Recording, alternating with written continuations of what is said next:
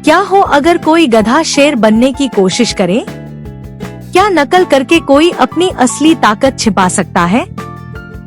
लेकिन जब उसकी सच्चाई सामने आई तो क्या हुआ? आज की पंचतंत्र कहानी आपको एक ऐसी मूर्खता दिखाएगी जो हंसाएगी और बड़ा सबक भी देगी। नमस्ते प्यारे बच्चों, आज हम पंचतंत्र की एक बहुत मजेदार और सीख देने वाली कहानी सुनेंगे, धोबी का गधा।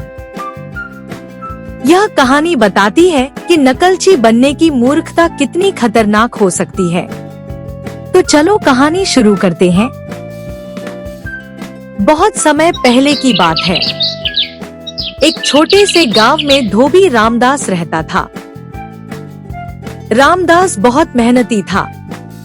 वह सुबह से शाम तक लोगों के गंदे कपड़े धोता, सुखाता और इस्त्री करता। उसके पास एक गधा था जिसका नाम था भूरा। भूरा रामदास का सबसे वफादार साथी था।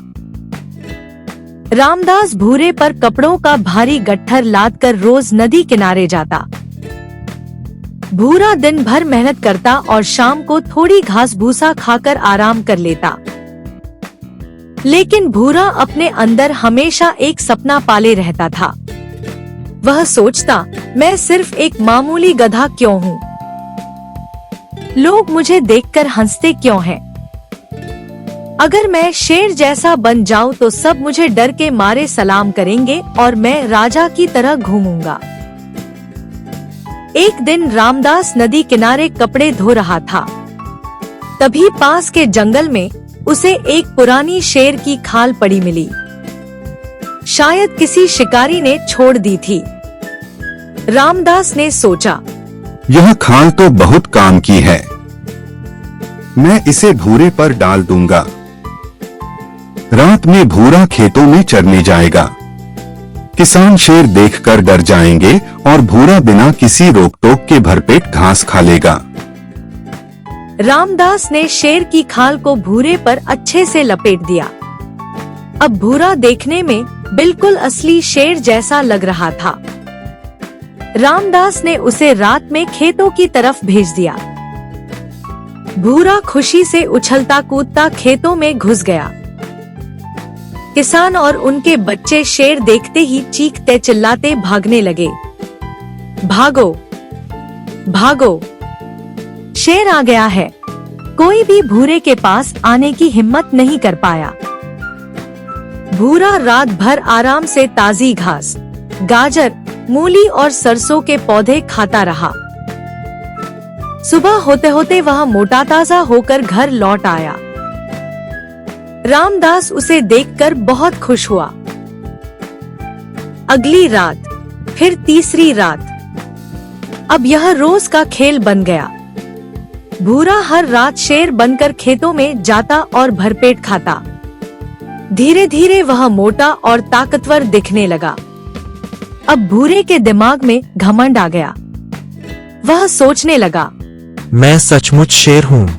मुझे अब किसी से डरने की जरूरत नहीं। मैं जो चाहूँ कर सकता हूँ। एक रात भूरा खेतों में घूम रहा था। तभी उसे एक प्यारी गधिया दिखाई दी जो पास के खेत में घास चर रही थी। भूरा खुश हो गया। वह सोचा, अब मैं शेर हूँ तो इस गधिये को डराकर अपने पास बुला लूंगा। लेकिन एक छोटी सी गलती उसकी सारी चालाकी पर भारी पड़ने वाली थी। भूरा जोर जोर से रेंकने लगा।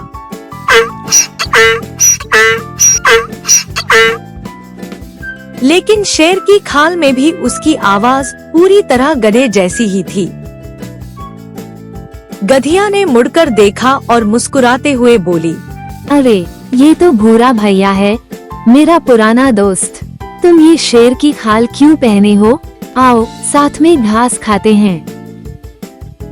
भूरा बहुत शर्मिंदा हुआ, लेकिन उसका घमंड अभी भी नहीं गया। वह गधिये को और डराने के लिए और जोर से रेंका। तभी अचानक पास के जंगल से एक असली शेर की जोरदार दहाड़ गूंजी। असली शेर भूरे को देखकर हैरान रह गया। वह सोचने लगा, यह दूसरा शेर मेरे इलाके में कैसे आ गया? शेर भूरे की तरफ तेजी से बढ़ा। भूरा बुरी तरह डर गया। वह भागना चाहता था, लेकिन शेर की भारी खाल पहने होने की वजह से वह तेज नहीं भाग पा रहा था। आखिर में भूरा डर के मारे जोर जोर से रेंकने लगा। बचाओ, बचाओ। असली शेर ने आवाज सुनी तो फटाक से समझ गया कि यह कोई शेर नहीं, बल्कि एक मूर्ख गधा है। शेर गुस्से में उसकी ओर झपटा और भूरा डरकर जान बचाकर भाग गया। भूरा किसी तरह जान बचाकर भागा। शेर की खाल फट गई और भूरा घायल हो गया। भूरा हांफता हुआ घर पहुंचा। रामदास ने उसे देखा और तुरंत शेर की खाल उतार दी। रामदास ने प्यार से कहा, देख भूरा, हर किसी की अपनी अलग ताकत होती है। गधा होने में कोई शर्म की बात नहीं। तू मेहनती है, वफादार है, यही तेरी सबसे बड़ी खूबी है। अपनी असली पहचान छिपाने से कभी फायदा नहीं होता। नकल करके हम सिर्फ खुद को मुसीबत में डालते हैं। भूरा बहुत शर्मिंदा हुआ। उसकी आंखों में आंसू आ गए। उसने मन ही मन वादा किया कि अब वह कभी किसी की नकल नहीं करेगा और अपनी मेहनत से खुश रहेगा। उस दिन से भूरा सच में बदल गया और अपनी असली पहचान में खुशी ढूंढने लगा।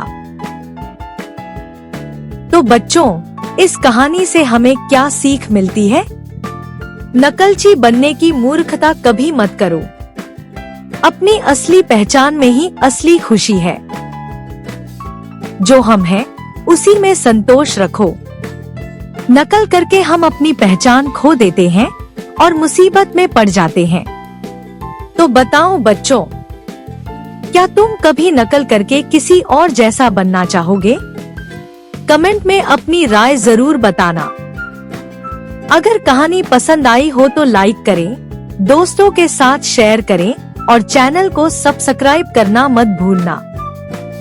हम मिलेंगे अगली पंचतंत्र कहानी में। तब तक अपनी असली पहचान में खुश रहो और अच्छे काम करते रहो। धन्यवाद।